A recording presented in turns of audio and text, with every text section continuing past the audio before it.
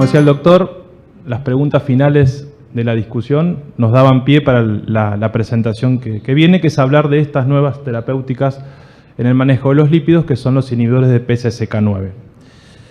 Para comenzar, vamos a empezar con un caso clínico, un paciente que podemos tener cotidianamente, un hombre, 56 años, que es hipertenso, que es dilipémico y extabaquista, también es sedentario, y lo internamos en la unidad coronaria porque tuvo un infarto a principios de este año. Fue internado por un síndrome isquémico agudo, un infarto agudo de miocardio. Se terminó realizando una angioplastia, en este caso a la coronaria derecha. El nivel de LDL basal al ingreso era de 202 miligramos por decilitro y, como otro dato llamativo, un nivel de LPA alto, bien, fíjense, 90 miligramos por decilitro. El paciente se fue de alta con el siguiente tratamiento: aspirina, betabloqueantes, enalapril, ticagrelor y atorvastatina 40 miligramos. Con el correr del tiempo, nosotros, ya externado el paciente, tenemos una consulta unos meses después con este perfil lipídico: un LDL de 138, triglicéridos de 132, HDL de 39, estaba normotenso, nos refería que estaba caminando muy poco y tenía un índice de masa corporal de 27. La pregunta, para que vayamos pensando, después hacemos la votación en unos minutos, es en cuanto a la medicación hipolipemiante en este caso, en este paciente, en esa consulta. ¿Qué estrategia inicial considera que sería la mejor opción? Entonces, evaluaría la adherencia, aumentaría la atorvastatina a 80 miligramos, reforzaría medidas higiénico-dietéticas, lo cambiamos a rosuvastatina a 20 miligramos por día, le agregamos ezetimibe, lo combinamos con un inhibidor de PCSK9. Ahora seguimos en un ratito. La actualización del documento de posición sobre terapias no estatínicas del ACC, publicadas el año anterior, fíjense que en el caso de los pacientes con enfermedad cardiovascular clínica, recomiendan, como decía el doctor anteriormente, una intensidad alta de estatinas para lograr una reducción del 50% al menos en el nivel de colesterol LDL o alcanzar las metas terapéuticas. En el caso de un paciente con enfermedad cardiovascular clínica y comorbilidades, hay una serie de comorbilidades, pero nuestro paciente al menos tenía 3. Una es que había tenido un síndrome isquémico agudo reciente, lo que lo coloca en un estado de más riesgo. Tenía el HDL bajo y tenía la LPA alta, como habíamos dicho. Nuestro paciente, cuando observamos, bajó solo 32% el nivel del LDL, no alcanzó la reducción sugerida, propuesta, ni tampoco alcanzó la meta terapéutica. Entonces, ¿qué nos dicen este documento de consenso? Que bueno, que deberíamos inicialmente, como dice ahí, ver la adherencia, ver realmente si el paciente está tomando o no la medicación y, digamos, por supuesto, reforzar todo lo que sea medido higiénico-dietética, descartar o interrogar un poco sobre el tema de la intolerancia a las estatinas, y controlar el resto de los factores de riesgo. Al menos eso en forma inicial. Asegurarnos, insisto, que el paciente esté tomando en forma correcta la estatina y asegurarnos que la dosis de estatina sea la correcta. Maximizar el tratamiento con estatinas. Si no alcanzamos la meta, entonces uno, consensuando con el paciente los riesgos y los beneficios, puede ahí pensar en una segunda opción, agregar una terapia no estatínica, y aquí entran en juego el ezetimibe o los inhibidores de PCSK9.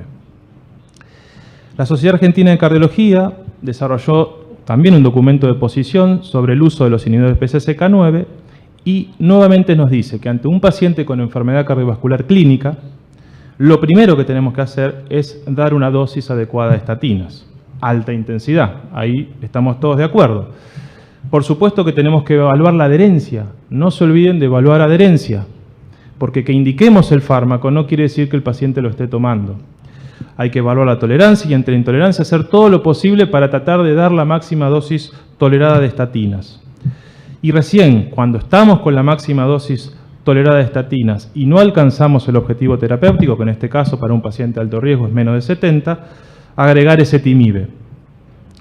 Y recién, cuando estamos con máximas dosis toleradas de estatinas y ezetimibe, considerar los inhibidores de PCSK9 dependiendo del LDL umbral. Y ahí vamos a esta palabra umbral. ¿Qué entendemos con umbral? Bueno, todos sabemos la meta. La meta en un paciente de alto riesgo es menos de 70, no hay duda. Pero aparece otra palabra que es la palabra umbral. ¿Y qué tiene ¿Qué significa la prueba umbral? Es aquel valor de LDL ante el cual uno puede establecer una indicación farmacológica o una intervención. A veces uno puede decir, el umbral es lo mismo que la meta. Yo puedo decir, bueno, si el paciente tiene más de 70, o sea, no está en meta, para mí ya directamente tiene indicación de dar cierta intervención. O puedo decir, ojo, para dar cierta intervención, por más que el objetivo siga siendo el mismo, la meta siga siendo el mismo, yo voy a esperar tener un valor, en este caso de LDL, diferente, más elevado. ¿Y qué voy a tener en cuenta para poner ese valor? Bueno, a veces es arbitrario, pero a veces es una discusión sobre justamente el número necesario a tratar, el número necesario a dañar o la costo-efectividad que se hablaba hace un ratito. En el caso de los inhibidores de PCSK9, la Sociedad Europea de Cardiología y la Sociedad Europea de Aterosclerosis estableció que para un paciente con enfermedad cardiovascular clínica, que está con máxima dosis de estatina, más o menos ezetimibe, según el juicio clínico y la guía local, coloca umbrales de tratamiento para indicar PCSK9, que podría ser más de 140 de LDL. Insisto, esto es umbral, no quiere decir meta, estamos todos de acuerdo que la meta tiene que ser menos de 70. O más de 100 en el caso de que este paciente además tenga algún otro factor de más riesgo, como por ejemplo diabetes, hipercolesterolemia familiar, que tenga una enfermedad progresiva. El mismo documento de posición que recién le mostré de nuestra sociedad establece que deberíamos dar o pensar en dar inhibidores de PCSK9 cuando el umbral de LDL supera los 100 miligramos por decilitro. Así que, teniendo en cuenta estas observaciones que hicimos, ahora sí le pedimos por favor si pueden votar a esta pregunta. Acuérdense, en cuanto a la medicación hipolipemiante de mi paciente, ¿cuál sería su estrategia inicial como mejor opción? Ahí estamos viendo los resultados. Bueno, evidentemente, si bien algunos colegas piensan agregar otro fármaco o cambiar la estatina, la mayoría claramente piensa que lo primero que tenemos que hacer es maximizar la dosis de estatina, ajustar todo lo que sea higiénico-dietético, descartar que el paciente no tenga una falta de adherencia. Y en eso coincido porque es lo que más o menos las guías nos dicen que tenemos que hacer. Volvemos entonces a nuestro paciente. Acuérdense que hicimos lo que ustedes dijeron. Lo maximizamos, le subimos a 80 miligramos. Se descartó intolerancia, el paciente no estaba con ningún síntoma de intolerancia. Nos confirma que estaba tomando perfectamente la medicación. Reforzamos las medidas higiénico-dietéticas y lo controlamos 6 semanas después. ¿Con qué nos encontramos? Bueno, que el paciente ya había mejorado sus pautas alimentarias, estaba haciendo ejercicio, tomaba correctamente la medicación y a pesar de eso nos muestra un laboratorio con LDL de 128. Teniendo en cuenta lo que habíamos hablado anteriormente, se decidió agregarle ezetimibe y se lo controló unos meses después, donde nuevamente el LDL no estaba lejos de la meta y estaba por arriba de 100, que era el umbral propuesto por este documento de posición. Por lo tanto, se indicó, en este caso hipotético, la posibilidad de recibir inhibidores de PCSK9. Perdón. Vamos a hacer a la segunda pregunta. En cuanto a los inhibidores de PCSK9, hay 4 opciones que tienen que ver con la capacidad o la eficacia en reducir el LDL y si tiene o no sustento bibliográfico en cuanto a la reducción de los eventos cardiovasculares. Entonces, ustedes piensan que estas nuevas drogas bajan el LDL entre un 30 y un 40%, pero no tiene sustento bibliográfico en cuanto a la reducción de eventos, que la reducción es 30-40, pero sí tiene sustento bibliográfico, que la reducción es 50-60 y que no tiene sustento bibliográfico en cuanto a la reducción de eventos, o finalmente si la reducción del LDL es de 50 al 60 y si tiene sustento bibliográfico para reducir eventos cardiovasculares. Vamos a votar después. ¿Cómo actúan estas drogas? Brevemente repasemos. Hasta no hace mucho pensábamos que había solamente 2 actores que tenían que ver con la extracción del LDL a nivel sanguíneo y la incorporación al hepatocito, que eran el receptor del LDL y el LDL. ¿Bien? El LDL y el receptor. Pero nos dimos cuenta que hay un tercer actor en esta película, que es esta proteína llamada PCSK9, que la sintetiza el propio hígado. ¿Y qué hace esa proteína cuando está en el extracelular? Justamente se une al complejo de LDL, receptor de LDL. ¿Y qué pasa cuando en presencia de la PCSK9 se incorpora, se produce la endocitosis del complejo? Bueno, se destruye todo el complejo. O sea, se destruye el LDL, pero también se destruye el receptor. Por lo tanto, no volvemos a utilizar ese receptor para que pueda seguir funcionando. ¿Qué pasa cuando con alguna intervención farmacológica, en este caso un anticuerpo, bloqueamos a esa proteína, la PCSK9? La anulamos. Bueno, nos va a pasar que vamos a producir la endocitosis del complejo LDL receptor sin la proteína, y en ese contexto lo que logramos es que se destruya solo el LDL, pero no el receptor. El receptor es reciclado, vuelve a utilizarse y por lo tanto somos mucho más eficaces porque con un mismo receptor podemos incorporar varias moléculas de LDL. Así funcionan estos fármacos.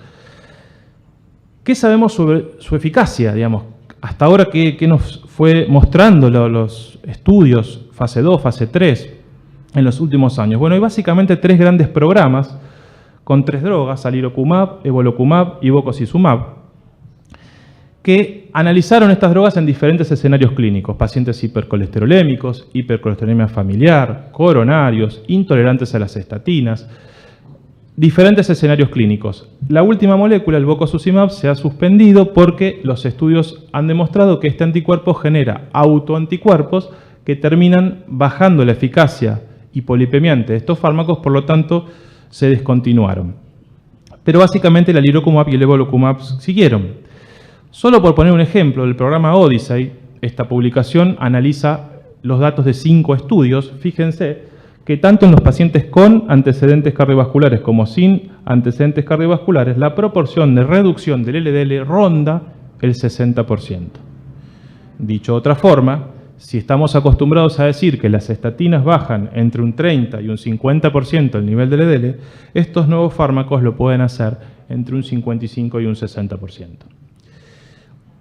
Otra forma de encarar la eficacia es decir, bueno, ¿cuántos pacientes más pueden alcanzar el objetivo terapéutico? Bueno, planteado de esta forma, también observen ustedes que en comparación al placebo, los pacientes que recibieron este tipo de drogas, 72% ingresaron o alcanzaron el objetivo terapéutico en comparación a los que no lo recibieron. Hablábamos hoy en las preguntas de seguridad. ¿Qué sabemos de seguridad?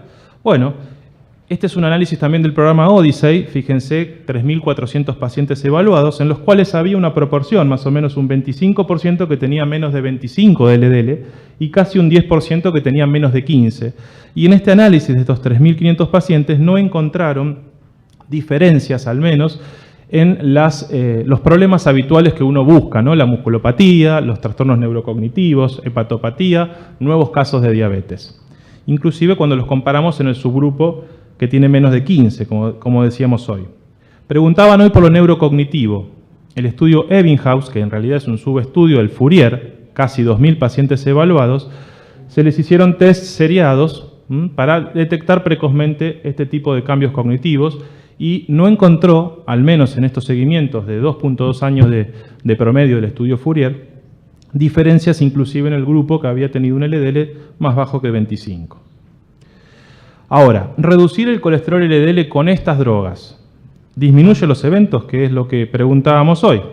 Bueno, el primer gran estudio fue el Fourier, que el año pasado lo conocimos, que evaluó pacientes coronarios o vasculares estables, que estaban con estatinas y que tenían un LDL fuera de meta, es decir, más de 70 miligramos por decilitro. Y lo primero que observamos es la reducción, la terrible reducción del LDL. Fíjense que lo llevó a 30 y pico, 30, 32 miligramos por decilitro de LDL.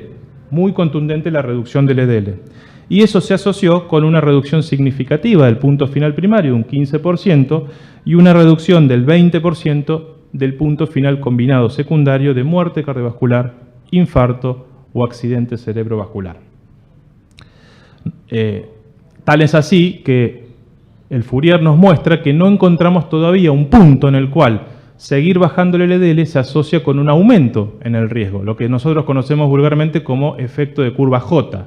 No lo hemos visto. El Fourier muestra una línea, menos LDL, menos riesgo. Puede ser tan bajo como 39 miligramos por decilitro o inclusive menos de 20 miligramos por decilitro. No encontramos todavía un punto J, como decimos, en el cual el riesgo ya deja de disminuir. Nos mostraba el doctor recién el estudio Odyssey, el Outcomes, que fue presentado en el ACC en marzo de este año, y nuevamente, en este caso, el agregado de la lirokumab a pacientes, a diferencia del Fourier, eran pacientes que habían tenido un síndrome isquémico agudo reciente, entre 1 y 12 meses previos. Todos estaban con estatinas, casi el 90 con máxima dosis de estatina, y no estaban en meta. Y fíjense, como nos mostraba el doctor, que en el análisis intratratamiento, aproximadamente el LDL alcanzado fue 53, y el principal resultado de este estudio fue una reducción significativa del 15% del punto final primario para los pacientes que habían recibido el alirocumab. Un análisis interesante de subgrupo, teniendo en cuenta las limitaciones de los análisis de subgrupo, es que parecería que los pacientes que tenían un LDL basal más de 100 fueron los que más se beneficiaron. Inclusive cuando ustedes ven los diferentes puntos finales del estudio, hay una reducción muy importante de los eventos cardiovasculares, pero también de mortalidad cardiovascular, mortalidad coronaria y de todas las causas, insisto, en el grupo que tenía más de 100 de LDL basal. Esto va en línea con una reciente revisión, una reciente meta-regresión que salió publicada hace poquito, que analizó la relación justamente del LDL basal y la mortalidad. En diferentes estudios con estatinas, de hecho la mayoría eran estudios con estatinas, algunos que incluían ezetimibe y muy poquitos los que estaban hasta esa fecha publicados con inhibidores de PCSK9. ¿Y qué nos mostró esta meta-regresión? Que en principio, cuanto más LDL basal, más asociación con la mortalidad, con el descenso, con el impacto en la mortalidad, y que los pacientes que estaban con un LDL basal menos de 100 no alcanzaban en principio en este análisis, y con las limitaciones del caso, una reducción significativa de mortalidad. Podemos discutirlo después. La última pregunta, y ya finalizo, si es la reducción del riesgo es la esperada, es decir, la reducción que yo tuve en el nivel del LDL, ¿es acorde con lo que sabíamos de los trials de estatinas, por ejemplo? Cuando uno esto lo ve graficado, dice, y la verdad que parecería como que tanto Odyssey como Fourier están un poco distanciados de la línea de los trials de estatinas. Bien, parecería como que tuve una reducción más importante del LDL en comparación a la reducción de riesgo que obtuve. Sin embargo, hay un punto que hay que aclarar, que es el factor tiempo. Cuando uno lo ubica a estos estudios, teniendo en cuenta o agrupado según el tiempo promedio o el rango de tiempo de esos estudios, ve que perfectamente coinciden con los estudios, por ejemplo, el IMPROVE-IT, el PROVIT, que tiene 2 años y pico de seguimiento. O sea, acá el factor tiempo implica que, mientras acá estábamos, la mayoría de estos trials, con un promedio de 5 años de seguimiento, estos trials de inhibidores de PCSK9 tienen apenas 2.2 para el caso del Fourier y 2.8 para el caso del Odyssey. Así que ahora sí les vamos a pedir que votemos en cuanto a la eficacia de estos inhibidores y en cuanto a si tiene o no tiene evidencia respaldatoria en cuanto a la reducción de eventos cardiovasculares.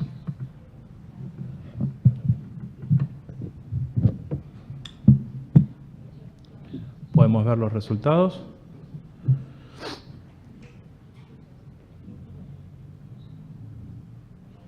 Ahí estamos. Ok. Bueno, aclaramos que, como vimos en los estudios de eficacia, la reducción promedio es de entre el 50 y el 60%, o sea que las opciones A y B no serían por esa parte, y como vimos a través del Fourier y el Odyssey, hay documentación respaldatoria que esa reducción del LDL se asocia con reducción de eventos, así que la opción que la mayoría de ustedes eligió considero que es la correcta. Así que como reflexiones finales o conclusiones, bueno, los inhibidores de PCSK9 han revolucionado un poco el tratamiento de las dislipemias en los últimos tiempos, pero me parece que es importante remarcar que no deben considerarse un sustituto de estatinas. No vienen a sustituir las estatinas. Estamos hablando de otra cosa.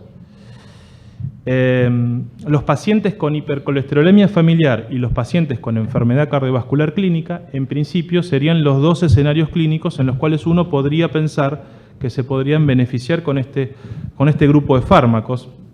Y por supuesto que el punto crítico, me parece, a establecer va a ser tener recomendaciones claras, basadas en la evidencia, pero fundamentalmente acordes a la realidad sanitaria de cada uno de nuestros países. Muchas gracias.